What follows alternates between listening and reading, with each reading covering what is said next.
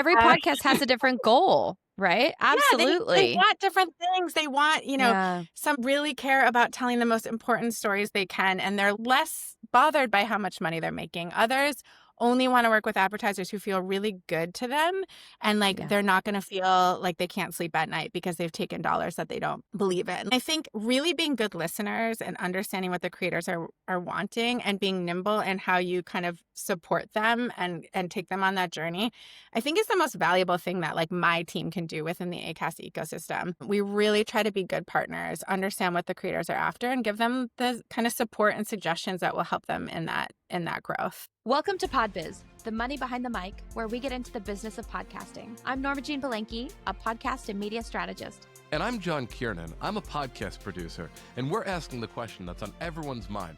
Where is the money in podcasting?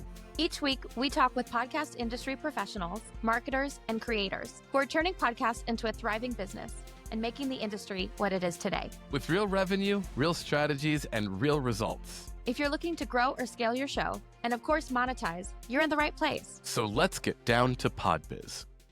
Today we're speaking with Veronika Taylor, Senior Vice President of Content and the Creator Network at Acast. We'll be speaking about how podcast creators can monetize in different ways with different technologies, how to best position themselves, the departure of WTF with Marc Maron, and how creators are seeing results with brands, not just within their RSS feed, but within their overall impact, including social and video. Let's get down to PodBiz. Veronika Taylor, welcome to PodBiz. Thank you so much for having me. I'm happy to be here. I'm so excited you've joined us today. Now, jumping right in, Veronika, where's the money in podcasting? Great question. It is generally with advertising. I think a lot of creators make money in a lot of different ways. We are an ads-focused monetization company, and so that is primarily where we focus on driving good revenue for our creators. However, we're super supportive of our creators driving revenue in a lot of different ways. A lot of them have complimentary subscription offerings, Patreon offerings. Obviously, they're driving audiences in multiple platforms and also the revenue that goes with it. But like we really find that we're able to help maximize our creators' business with advertising dollars. I want to jump in because I love talking about ads in general. I love talking about ad tech. We can nerd out, but also, I love what you said in terms of different avenues because monetization looks different for every creator. You guys have over 140,000 creators, right? Yep. You're dealing with podcasts from, that are starting from the very beginning without a following to podcasts that come on that have huge followings to creators that have huge social media presences. And so that monetization is going to look different and that audience is going to look different as well. Yep, absolutely. And I think that's a really exciting place to be. And I think we've gotten very good with our sales team being able to be nimble and work with the different creators where they're able to best perform for the advertisers. And I think that is like the magic of what we do. And, I think there are a lot of creators who are just starting out or still in their kind of growth mode. I mean, all creators are always in growth mode. Everyone wants to get bigger. So, that's more money, more listens. Like that's what everyone wants, right? So I think, but like when you're in that growth mode, I think the most common question that we get on the creator side is how do I make money? And I think that increasingly, there are very creative ways that advertisers want to reach these engaged audiences. And historically, we would say, oh, you're not going to get a sponsorship until you hit a certain threshold. Like advertisers need you to be big. But increasingly, like we're seeing some smaller podcasts who have these like highly engaged audiences, really like expertise on their topics, who are so great at doing more integrated campaigns across all of their channels that they're able to drive real revenue even as their podcast numbers are growing.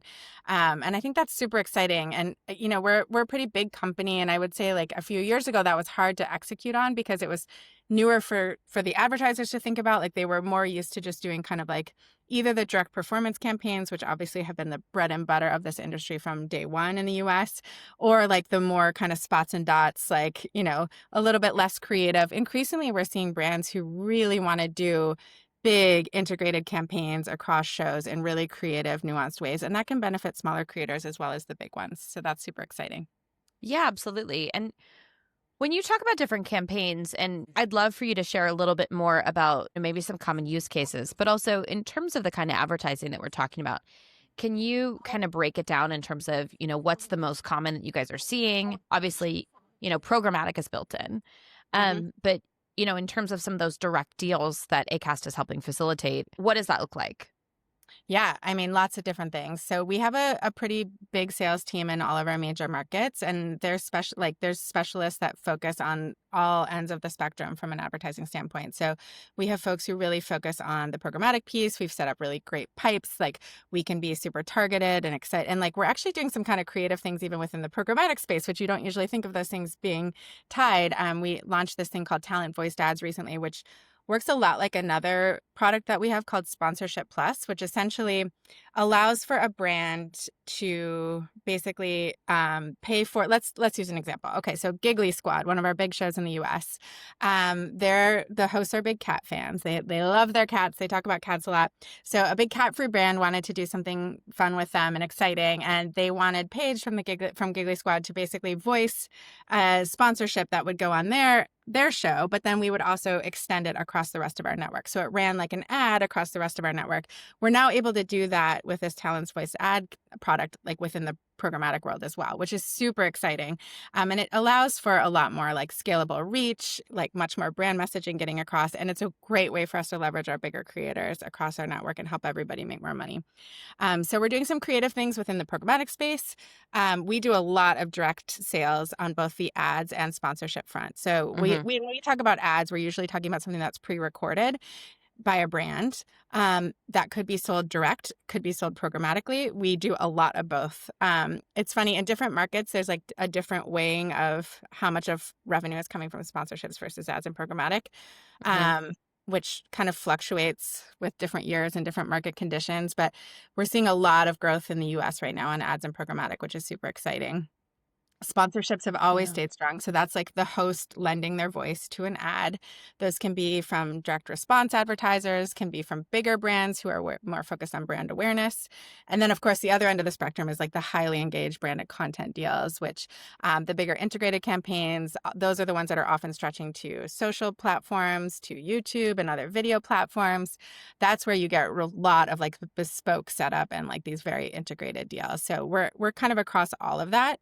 And depending on the creator and what they want to do and their size and their topic and their niche and their audiences, like all of them are getting some combination of those types of campaigns. I want to dive deep on two sides, right? You've mentioned on the creator side, how can creators maybe who are not quite at the six-figure mark in terms of monetization, how can they set themselves up to be, apart from audience growth, which, I talk to my clients about this all the time, right? How to grow your show. And that's a lot of consistency. But in terms of setting themselves up for brands, right? What are some things that podcasters can do in terms of making sure their show looks like an attractive property to advertisers and, even to teams like yours?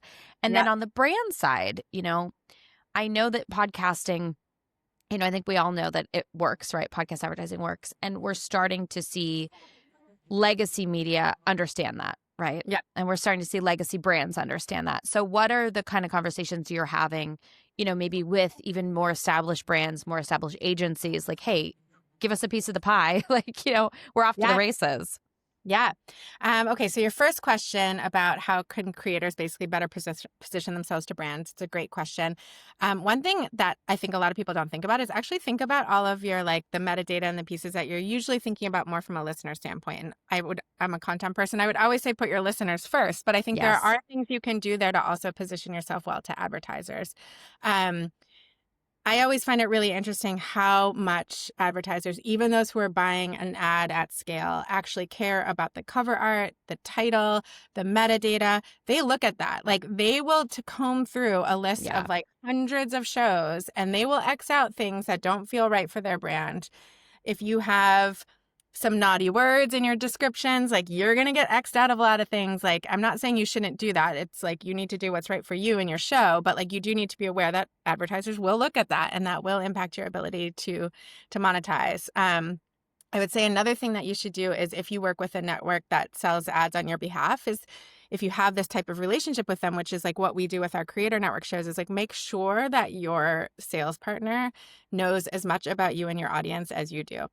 Make sure you're passing that information on. Like we're doing these really exciting audience surveys with our podcasters at scale. So we've got like a scalable basically way to do the same listener survey across any show within our network. And then we take that data and we make sure our sales team can see it. That helps really people understand like there's so much beyond like contextual targeting. So like there's, understanding what your show is about, but more importantly, understanding who's listening to your show, which is actually very difficult to get in podcasting. So like anything that you have around your audience and, beyond maybe like the statistics that you're getting from your hosting provider, but like if you've done any sort of research, if you know anecdotally who's listening, how much money do they make?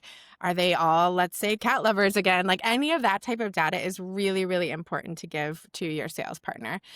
It just helps like the proposals come to life, and I promise they will sell you better. And we do a lot of work with our creators trying to make sure that we understand everything about not just them and their shows, which is super important, but also who's listening or watching these days. So that was the first question.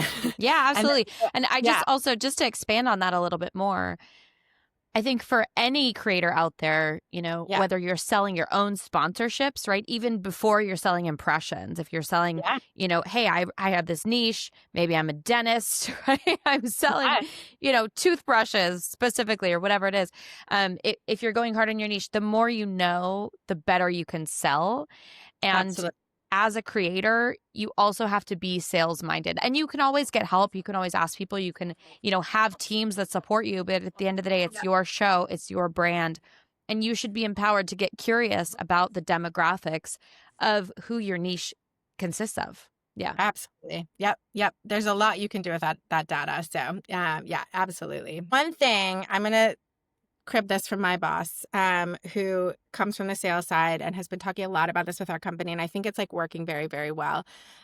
We're trying to position ourselves at a higher end of the funnel with advertisers. So like one thing that we've really been trying to do at Acast, and this is not me personally, again, I'm on the content side, but like one thing that we're really trying to do is make sure we're talking to the right people at the right agencies or the right direct brands, to make sure that we're really advocating for audio and podcasting and video podcasters from the get-go, so that we get a bigger slice of that pie before it gets like divvied up into this is how much goes to audio, this is how much goes to video, this is how much goes to social.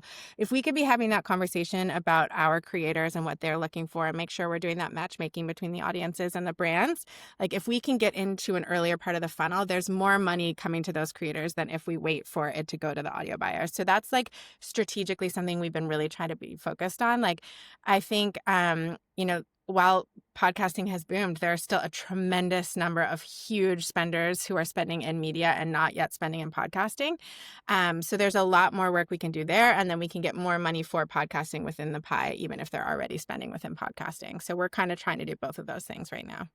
A rising tide lifts all boats. And so as Acast and really every company within the podcasting space continues to have these conversations, it increases the overall podcasting budget for all creators, right? Yeah, and all revenues. So it's really an interesting time for podcasting as a whole.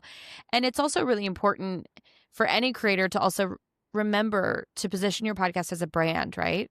Yeah. Because, whether you get to the point where you have support from a creator network, from an agency, from an ad agency that's selling your ads, right? Specifically, brands are starting to not just look at the audio impressions, right? They're, hey, we like this creator. We like what they're saying. We like how they're saying it. We like the audience they're saying it to.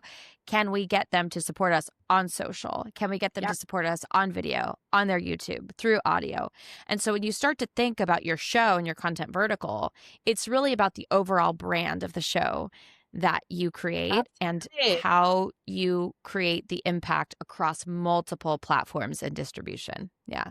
Yeah, 100%. Like the increase in those types of campaigns that we're doing for our creators, I don't have a number in front of me, but like it's been exponential over the last, I would say, year or 2 years. Yeah.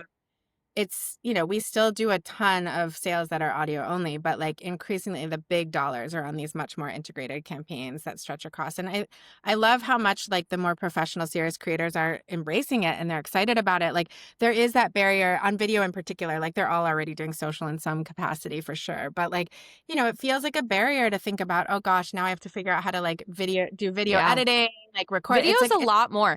It's a lot more. Yeah. And, I think it's very intimidating because it's much more expensive to get good video than it is to get good audio, if we're transparent. Totally. Yeah. And then also, when you're adding in that video, you're thinking, oh, I have to be another place, right? Do I have to be everywhere all at once all the time? And, when I work with brands and creators, no matter what the scale is, you can be everywhere, but you might not be good at it. It's important to be where your audience is and to be really focused and intentional, right? Totally. Maybe you have an Instagram, TikTok audience. Maybe you have a Pinterest, Instagram audience.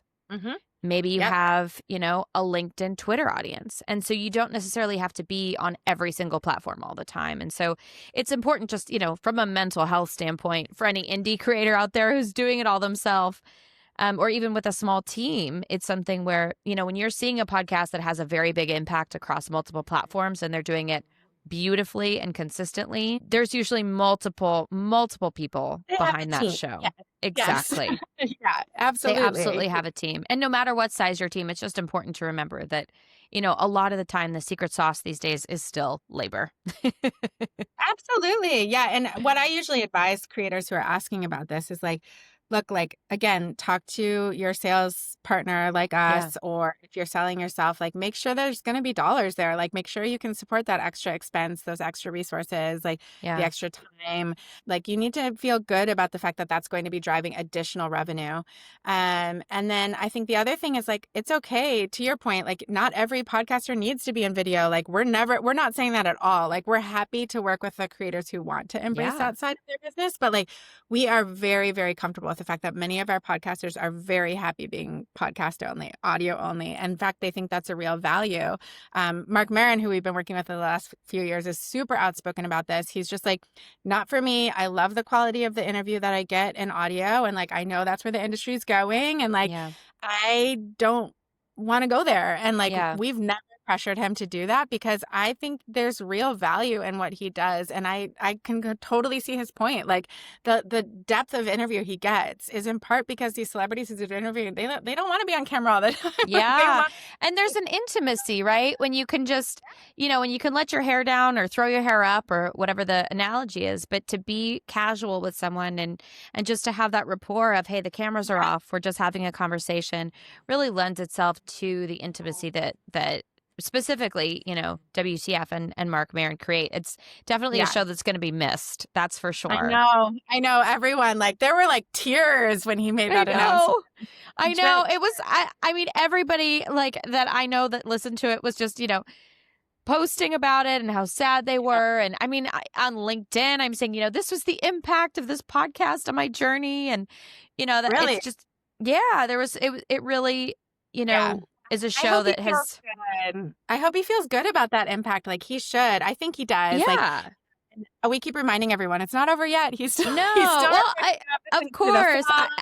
I think we're really excited about the back catalog. Like there's so many episodes that you probably haven't heard. So yeah, absolutely. I mean, we're talking over a decade and a half. I think he's been on for 16 years, right? Yeah.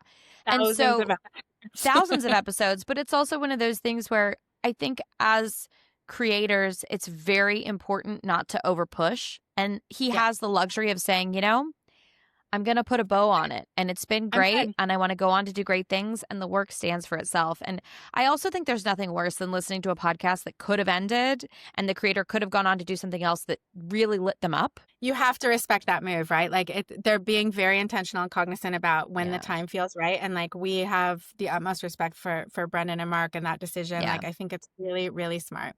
Yeah, I mean, I know, and I feel like so many people, just have such a personal connection. Number one, just because of Marc and his personality and who he is, but also because of, the fact that it is audio only, so you have that intimacy factor. And also, he really leaves it on the table. I mean, I remember listening to the episode where his partner had passed away and he shared about that. And,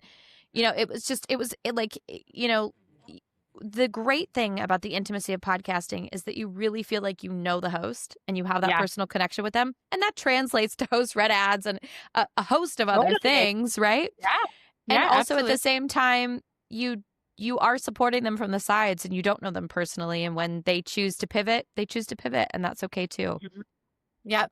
We had Absolutely. Marc in the office a few weeks ago, and he spoke to our team, and one of my team members interviewed him, which was quite intimidating, but she nailed it.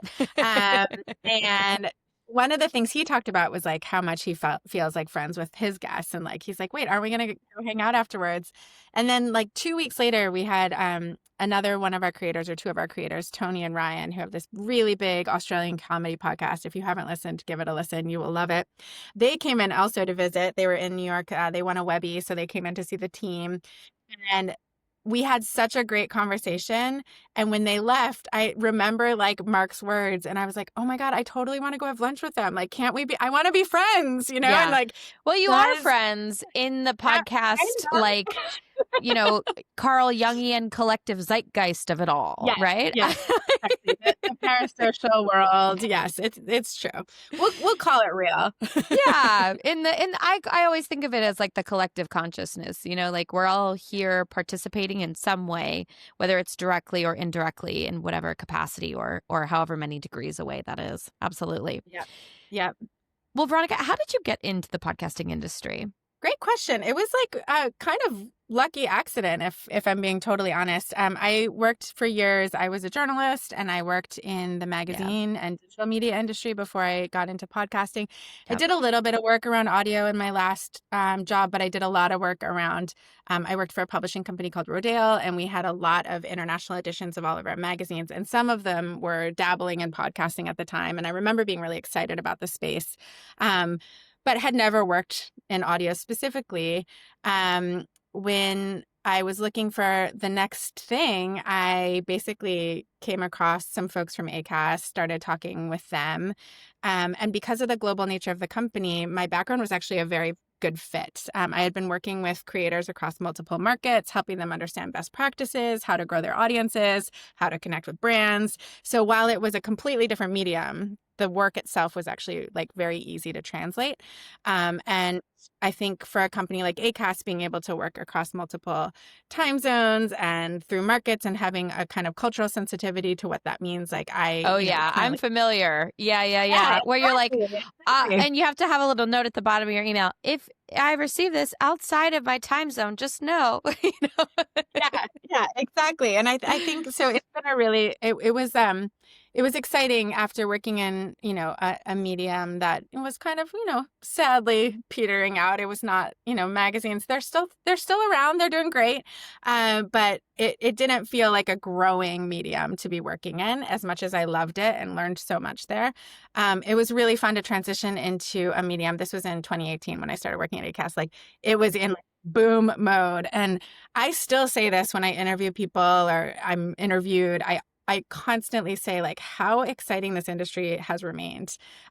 This many years later, I've been here almost 7 years, and I feel like because it's evolving so quickly still, it feels like a new job all the time. Like we weren't talking about video at all a few years ago, and now we talk about it a lot, right? So like I'm constantly feeling challenged. Like the industry is still in growth mode, which is so exciting.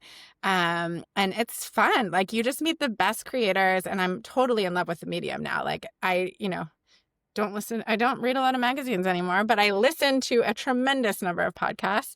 And that's more or less where I consume my media. And like, that was not true for me before I transitioned into this work. And I love it now. I can't imagine life without it anymore. I've heard that feedback from a few people. Now that I listen to podcasts, I don't really read. Yeah. I read books still, but it's true. Like I do not consume as much. As many news articles, right? Like, you know, I think if I can listen to the New York Times podcast, am I going to, you know, check out their website every day? It's definitely changed the nature of that as well. I try to do so, but I will say if I can get the daily in the morning, I feel relatively well informed. Yeah, same. Or the headlines. I like the headlines. Yeah. I'm a fan. Yeah, absolutely. Well, what would you say is one key move or metric or even mindset that's made the biggest difference or impact on your career? And dealing with so many creators at Acast, what would you say is the biggest thing that's made the biggest impact for the creators that you work with as well? Great question. I think mindset wise, something that, and I think the little vignette I just told you about how I ended up here is indicative of this. Like, I really feel like it's hard to set out your career path, and it's easier to look back at it and see how each step turned into the next thing. And I think being open to that conceptually makes you open to a lot more things in your career, whether that is a new job entirely, a new media entirely, or perhaps just a new challenge in your job, right? Like taking over a new department or a new market, or thinking about how to construct an acquisition deal in a different way. Like just being open to like, oh, maybe I feel like, a little imposter syndrome, like I don't know how to do that. But actually, if I look back, like I can see that the stepping stones are there and there is a clear path. And I think I constantly have that in my mind now. And I think it's made me a much more open person career-wise. And like it's led to a lot of discovery and growth in a really great way. And having the biggest impact on creators. One thing that I think we try to do a lot of at Acast, and I think my team is really, really good at this in every market, is like we try to really listen to what our creators are trying to achieve. They don't all have, well, I joked earlier, everyone wants more money and more audience, which is No, true. it's They do. true. Every podcast has a different goal, right? Absolutely. Yeah, they want different things. They want, some of them really care about telling the most important stories they can, and they're less bothered by how much money they're making. Others only want to work with advertisers who feel really good to them, and they're not going to feel like they can't sleep at night because they've taken dollars that they don't believe in. Like understanding that other creators are like, we want to drive as much revenue as we can. Help us do that. Like, what does that take? And I think really being good listeners and understanding what the creators are wanting and being nimble in how you kind of support them and take them on that journey, I think is the most valuable thing that like my team can do within the Acast ecosystem.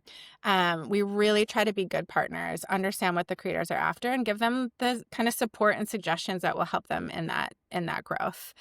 So in some cases, that's like, you should do a live tour. Like you were a great one, and we'll help you like drive revenue on that live tour. We'll help you get the word out. We'll help you with promotion. We'll help. How do you use your like dynamically inserted spots to promote your own tour? Like we can help you with a lot of those things if that's a goal of yours. Others, it's like, I might need a break. Like we work with this amazing podcast that like, they were like, we are burned out. And we're like, okay, we'll help you keep your feed live. Take a break. Like that's okay. Like we'll help you keep the feed going with like back catalog episodes that will refresh, and like do that, take that break. And like, I think really thinking about the creator and understanding what they want and what they need is what makes a good partnership. And ultimately it's going to help them drive the revenue that they want to be driving. Yeah. And it's going to empower them to continue to podcast. So I think that that's absolutely true. Every show has different goals. I talked to a lot of brands about this on the strategy side. It's like, what are your goals for the podcast, right? Is it top of funnel? Like what specifically about your brand do you want people to know, right?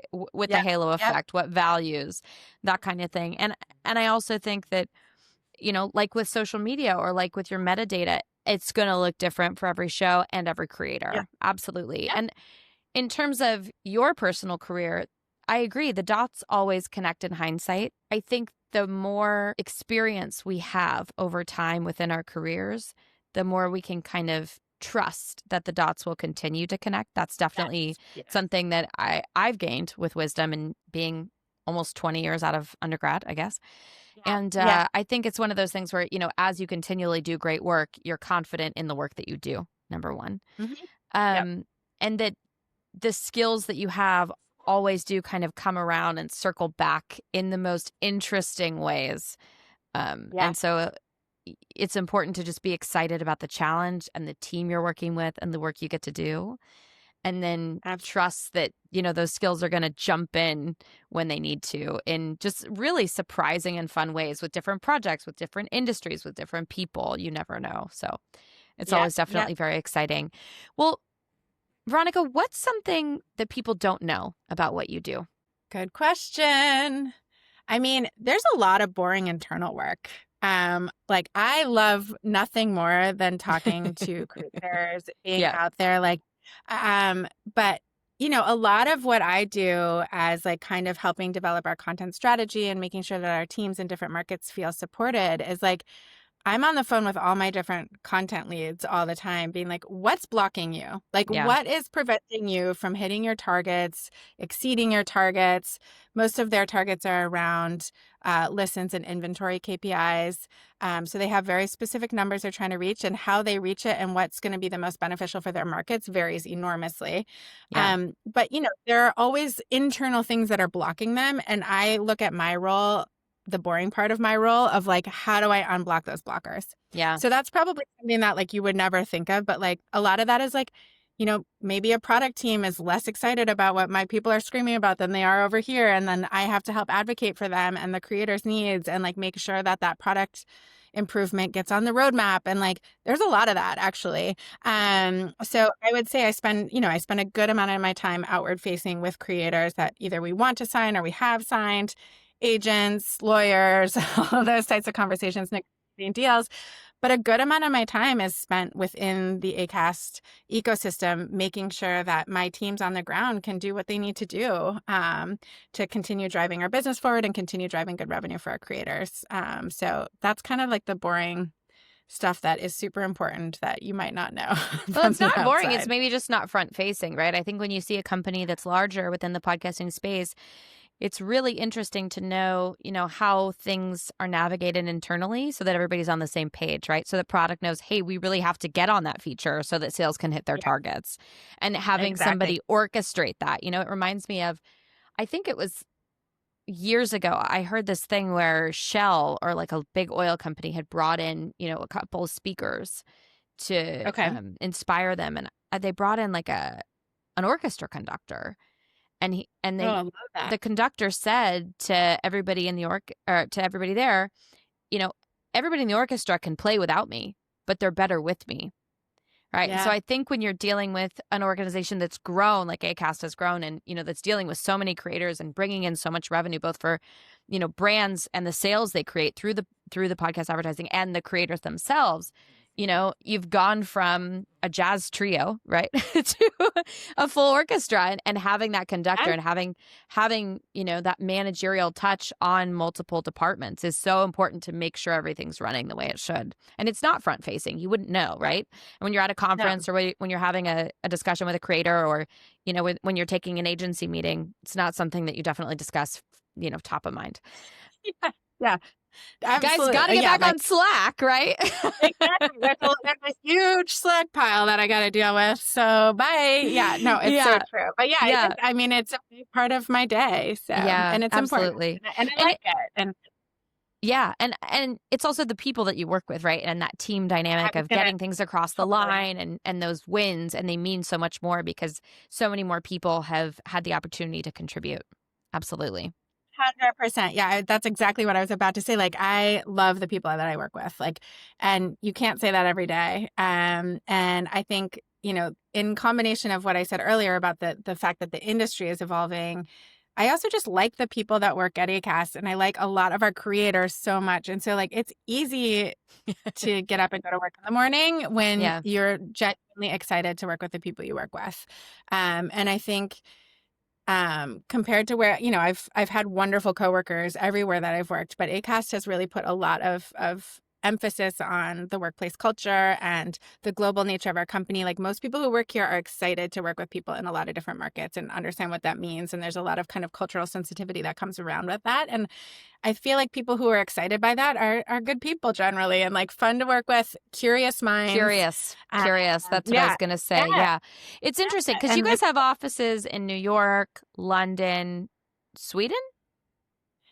Stockholm is our headquarters. We've got Paris, Berlin, we're in Oslo, we're in Sydney, we're in Mexico City, Toronto. We have this awesome rest of world team that I work with. We've got a content director there, and there's a whole sales team where they basically are kind of looking at where there's ad demand in other markets where we don't have teams on the ground. And then they're signing creators in those markets to make sure that we have the content to sell. And so Joanna, my content lead for that team, I'm like, who'd you talk to today? She's like, oh, I was just like Brazil, Singapore, Belgium. She's like constantly, actually Italy, where you are. Like she's having and she always tells me such fascinating things about like what the kind of like podcast scene is like in different markets. Yeah. And I find endlessly interesting, like what types of shows are kind of popping off in different markets. Yeah. Like it's very different. You'd be It shocked. is. And like, I don't know if you've ever met the folks from Afropods, but like I was on a panel with and like Molly have talked about it, and like I love hearing about how like podcasting is like taking off in Africa, and like it's you know, there are many markets there that we haven't focused on as much yet at Acast, and I'm so excited for like the dollars to be flowing there, and then us jumping in and learning from folks like them that are already working in those markets. But there's a lot, like what podcasting looks like in Indonesia versus in the Netherlands is so different, and it's endlessly fascinating because it is still an emerging medium in a lot of places. Absolutely. Well, Veronika, it's just been such a pleasure. We always ask everybody one last question. What are you excited about, and what are you looking forward to within the podcasting industry? I am genuinely very excited about how podcasts are now being consumed in so many different ways. Like at first I was kind of bummed. I was like, this feels like a loss of something. But I have come a long way in the last couple of years, and now I'm genuinely excited by the fact that the youngins watch their podcasts. I just feel like as long as the storytelling that traditional podcasters want to get out in the world is getting consumed, that's what I care about, right? And like if the shows are being watched versus being listened to versus being consumed in TikTok clips, like I don't care. The content is what I care about. And the fact that like the creators are able to connect with the listeners and then therefore the brands, like to me, that just feels like it's growing. And I am genuinely very excited about what that means for our creators and the future of this industry. Like I think it can only be a good thing. Absolutely. Well, Veronika Taylor, Senior Vice President of Content and the Creator Network at Acast. Thanks for joining us here on PodBiz.